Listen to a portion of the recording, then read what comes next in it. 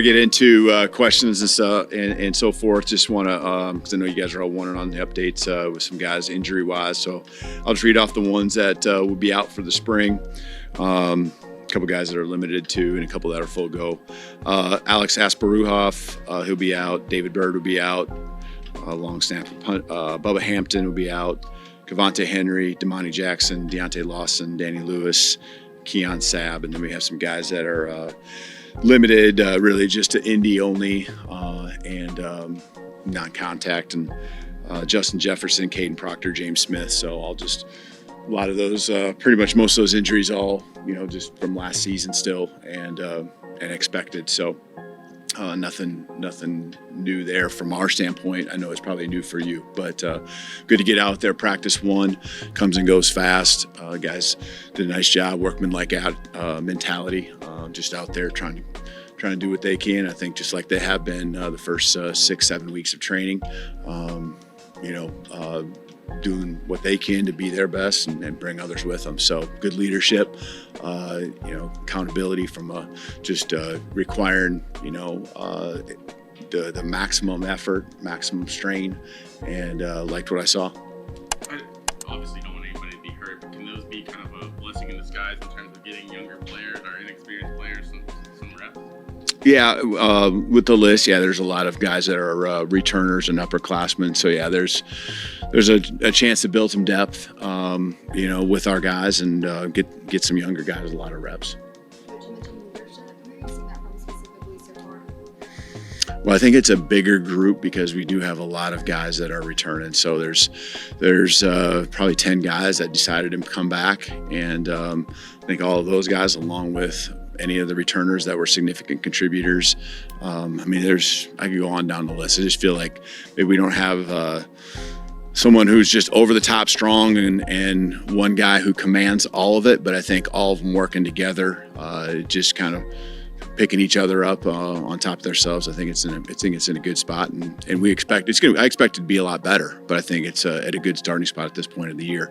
Anything starts over with the team. It doesn't matter if it's the leadership, the installs, the drill work. It all starts over every single season. How do you define successful spring practice, both as an individual practice and the 3-4 week? I think it's always about just continuing to climb, continue to have progress, challenge the guys out there, either getting better or getting worse. It's individually, that's us collectively, it's your side of the ball. And so I think that's a good starting point, is which direction did you go, and I expect a great attitude, energy, effort, all that. It's always going to be that practice one, and I expect that every single practice.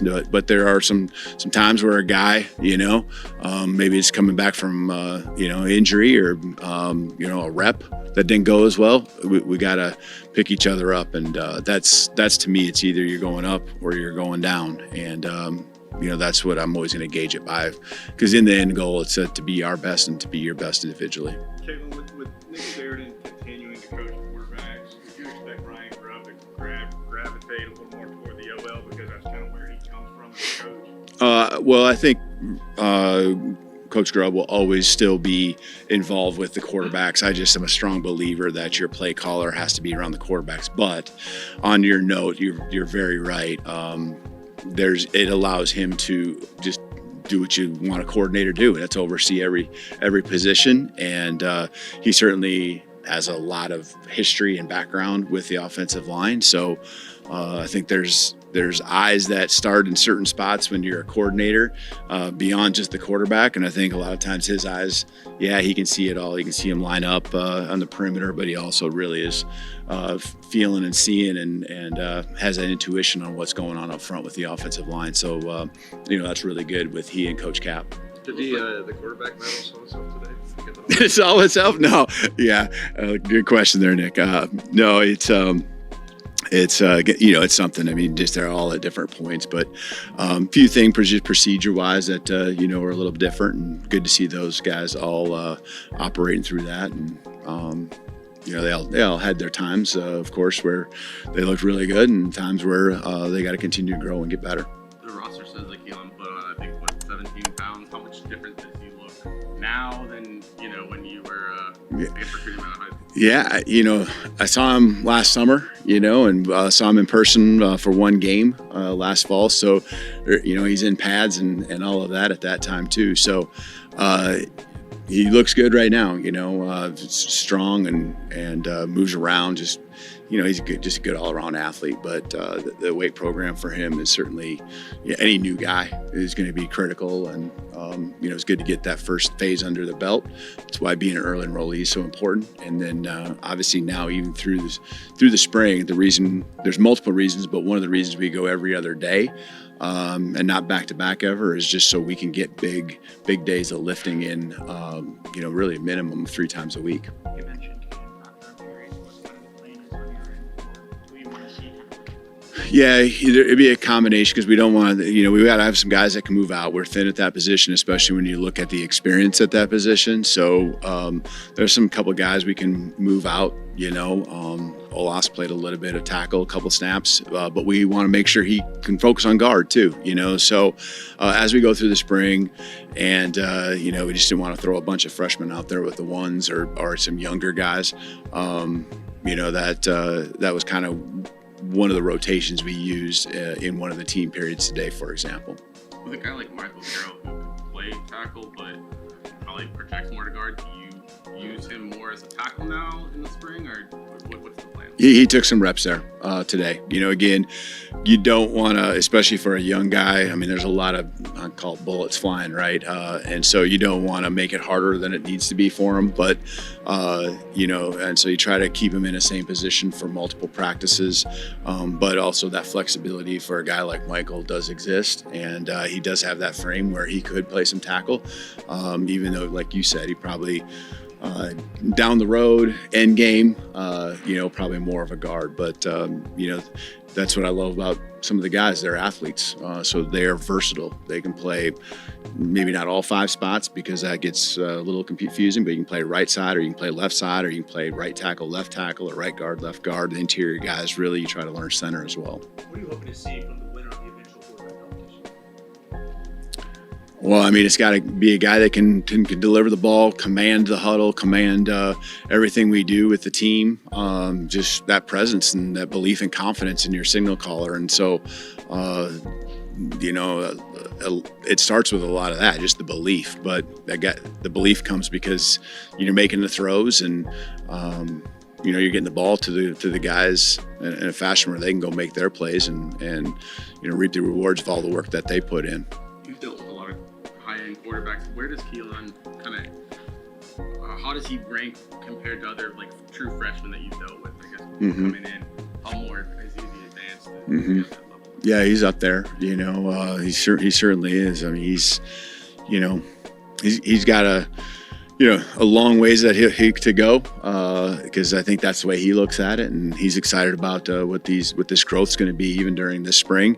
But his ceiling and what he accomplished through what you can see on the high school film, he's a pretty elite quarterback. Coming in as a high school senior, current freshman for us. Obviously, a young room at linebacker. No. Young room at linebacker too, with Justin Jefferson. How important was kind of those winter practice sessions with those linebackers, and kind of what do you expect out of them? Yeah, really those guys being here for the pre-bowl practices. That was really good. Abdul, Luke, Duke, all the 3 of those guys, they really got a feel. And it's a social thing too, just getting comfortable with some of the relationships, and then they get here and they're already kind of off and rolling. In some ways, it ain't going to be long. We're not going to think of all these early enrollees not as freshmen anymore. We're going to think of them as almost sophomores. You mentioned that with Danny Lewis being out for the spring, between that and losing Dupree and losing News, are you feeling as thin at tight end as maybe any other spot? Yeah, you're right. Certainly are. We got some belief, and I mean, we love what Josh can do, Cuevas, but as far as numbers and guys that have a lot of experience, we certainly are thin there. We expect, Danny by the summer, to be back and rolling. So he knows our system. It's just a matter of the progress that we want to see him make, getting the reps that, would have been his, it's unfortunate that he has his injury, something again going back to last fall during the season. But there's some other guys that are going to hop in there. You got Jay and you got Peter who came in, just some other guys that are going to get a chance to take advantage, and they get to develop too. We're going to need them this fall when the season hits. Buddy Collins' question with the linebackers: how are you doing with the communication with the depth of the linebacker with the green dot and call defense? Yeah, right now, I mean, we're not concerned about how many are on the field, so multiple guys can hear the communication. We're not under those regulations in practice, but it's good for all of them to get that experience. But we'll go with the veteran guys. Deontay this fall will be the prime guy. Justin would probably be the number 2. Both of those guys are out, so there's a lot of stuff being thrown at some new faces on the defense when it comes to the communication, the green dot. Mm-hmm. Yeah. I think it's a room that got longer. Jalen Hale coming back, really he was here, but just not with us because of his injury. Isaiah and even a young guy, Derek Meadows. And again, just the room in general, when you look at them, they look like longer, taller. Isaiah in particular, since you asked, just, a lot of production. He's been out there. The lights aren't going to be too bright for him. You can see just his focus in the phase of workouts that we had. It's important to him. He came here for a reason, because he wanted to be pushed. He wanted to be challenged. He wanted to come around here. He wasn't scared of competition. Some guys that are in the program that Germ and Ryan that had a lot of production themselves. So he added to the room. And we're excited about his personality, his attitude that he brings. So it's been nothing but positive. Coach, you recently spoke on having the modified spring game. Can you talk about what that looks like for Alabama, and also talk about just seeing the potential it has on college football, about the possibility of them, anything spring games, everything spring actually, spring coverage, stuff like that. Yeah, I guess I would consider last year's spring game, A-Day, probably a modified game. We didn't split teams up. We talked about the O-line depth, we talked about tight end depth and all that kind of stuff, and we'll see how the spring goes. To me, it's just something where we want to have a controlled reps, so lining up and getting something out of the practice, because I think all 15 practices that we get are really important. Getting something out of that, and as we go through the spring, we'll continue to figure out where we're at to see what we want to do when it comes to the day itself. So we want to make it a great celebration for our fan base. We want to put some football out there because we know everyone associated with our program, the fan base, can't wait for April 12th. But we also got to do what's right for us, and so that's kind of will be something as we get closer that I can probably give you a little more info on. Coach, what was your mindset these last couple of months from the bowl game until now? How do you want to build off of last season and take into this season, or maybe improve on some things? It first just starts with work.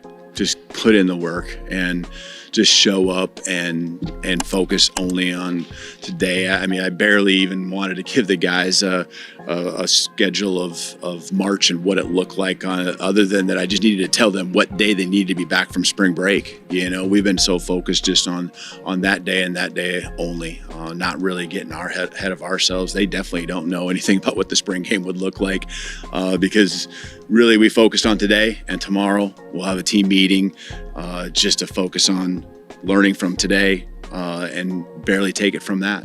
So it's not getting ahead of ourselves. It's just coming in and working.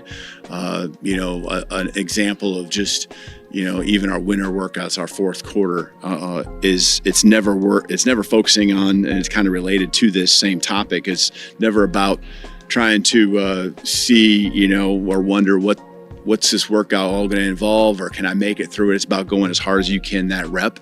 And, you might not make it through the whole thing because there's no tank, there's no gas left in the tank, but, you can see this competitive stamina continue to build throughout the fourth quarter workouts because guys just gave it everything. They had that rep, then they focused on the next one. And I really love the mindset. And that's one example of how we're trying to approach it.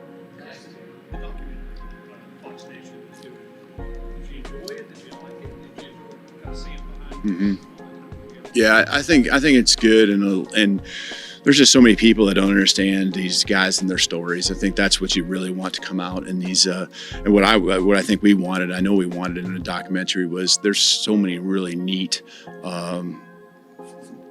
personalities, characters on our team, just learning their journey. They all have a story, and they're really there's football, right? I mean, in order to have something around Alabama Crimson Tide football, there's got to be some shots of football games, locker room. I know people like to see that too because you're not able to be in there with us, but it really was actually not much of a distraction. There's one camera around practice, really, that the entire time, and so. I love that maybe there's some interviews or the camera went home with some guys and we get to learn more about their families. We know a lot about them, but I think there's probably been something here or there that I've actually learned even watching it, that's really deep and really something I didn't know going back to their childhood days, especially here only 1 year. But I think it's been cool, share with everyone the journey, but also get a chance to be kind of in the facilities and around the program maybe a little bit more than most would have the chance to. Has the highlight of your offseason been watching your daughter hit a home run against Alabama to start her career? I was happy for her. Yeah, it was a cool moment and proud of her. I think when it comes to your kids, you want what they want. You want to be happy. I'm that dad coach, so I love seeing the response to adversity, but I also, you want your kid to enjoy those moments that you work so hard for. So I'm really proud of her and everything she does. It's not just being a softball player, but being a person. It's not easy being a coach's kid sometimes. And so the way she handles it along with the rest of my family, my other daughter as well, certainly proud of them. Thank you. Roll Tide.